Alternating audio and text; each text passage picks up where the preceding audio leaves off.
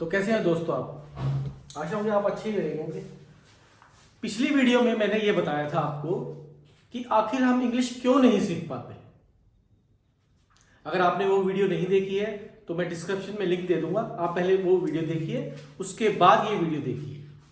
तो पिछले में हमने बात किया था आखिर हम क्यों इंग्लिश नहीं सीख पाते, what are the reasons, what are the drawbacks. Now हम बात करेंगे जो मैंने पिछले वीडियो में मैंने कहा था कि methods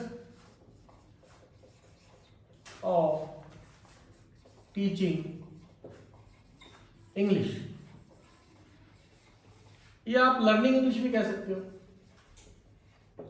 learning English, methods of teaching English और learning English. So there are 3 methods. Number 1, direct methods. Direct method English teach करने का एक स्टाइल है जिसके अंदर आपको इंग्लिश टू इंग्लिश सिखाई जाती है। आपकी मदर टंग जो कि हिंदी है उसकी हेल्प नहीं ली जाती। एग्जाम्पल के तौर पे अगर मैं बोलता हूं water, and if I want to tell you what is the water, so I will say a colourless liquid that quench your thirst is called water. पूरा इंग्लिश टू इंग्लिश। अच्छा, ये सिस्टम वहां पर तो ठीक है जब बच्चे के घर में भी इंग्लिश बोली जा रही है और स्कूल में भी बोली जा रही है और आस पड़ोस बोली जा रही है, वहां तो ठीक है। लेकिन इस मेथड की एक कमी और भी है। ये मेथड आपके लिसनिंग और स्पीकिंग पे जोर देता है ओनली।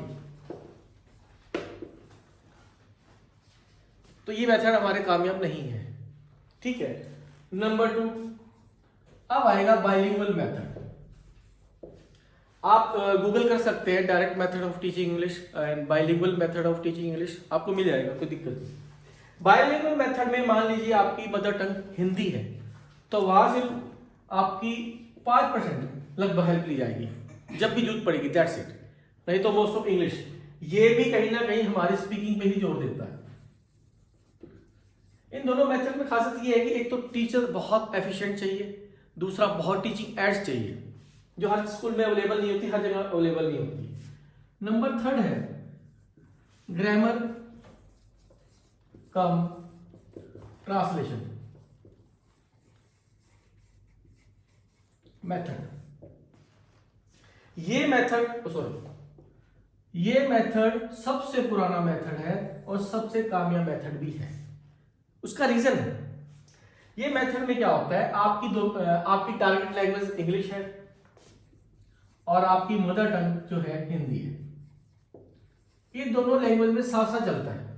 लेकिन एग्जाम्पल के तौर पे देखो, यहां था water a colourless liquid is called water, यहां क्या है वाटर और सीधा पानी, दैट्स इट। आगे समझ में?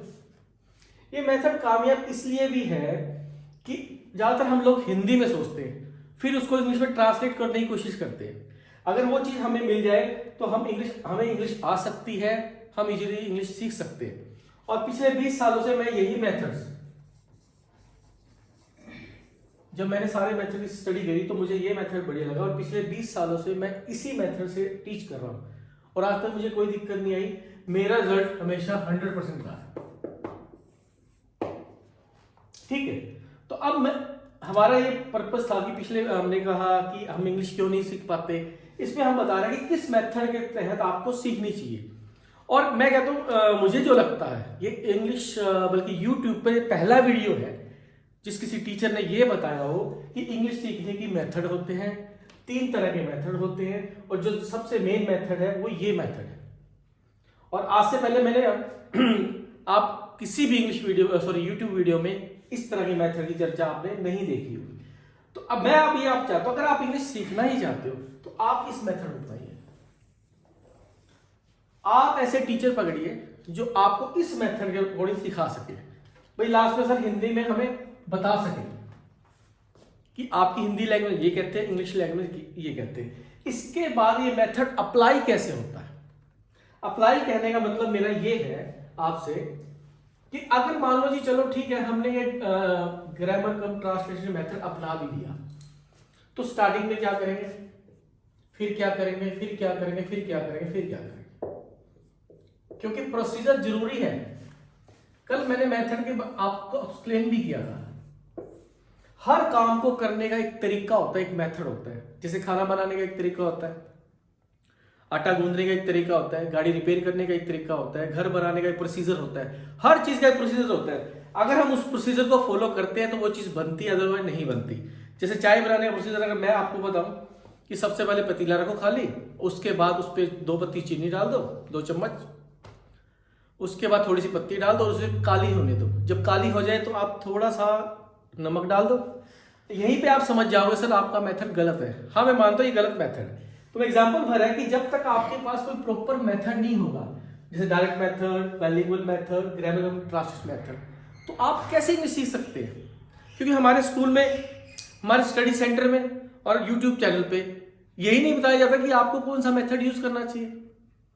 मुझे तो हैरानी आती है कि स्कूल्स में जब टीचर सिखाते हैं, किसी से आप जब ये पूछो सर आप कौन से मेथड से टीच करते हैं, आई गारंटी वो बता ही नहीं पाएंगे कि हम कौन से मेथड से टीच करते हैं।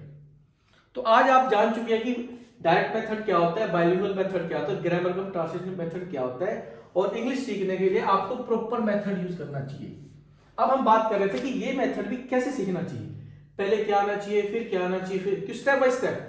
अगर देखो गिनती भी तो हम ऐसे सीखते हैं 1 2 3 4 5 6 7, ऐसे तो नहीं सीखते 7 4 2 1, कितना अजीब लगता है। तो इस चैनल पे मैं आपको बताऊंगा कि ये जो ग्रामर कम ट्रांसलेशन मेथड है कैसे स्टार्ट करें, पहले क्या सीखिए, फिर क्या सीखिए और फिर क्या सीखिए। इसके रिगार्डिंग अगर आपके कोई क्वेश्चन है तो आप कमेंट सेक्शन में लिख सकते हैं। और प्लीज इस वीडियो को देखने से पहले वीडियो नंबर 1 जो है आप वो देखिए और चैनल को सब्सक्राइब कीजिए ताकि कोई भी नया वीडियो आए आपको नोटिफिकेशन मिल जाए, और बेल आइकन को भी दबाइए। और लेकिन आप इसके बारे में प्लीज डिटेल में मेरे को आप मैसेज कीजिए, आप कमेंट कीजिए ताकि हम इसको और भी ठीक बता सकें। Thank you very much.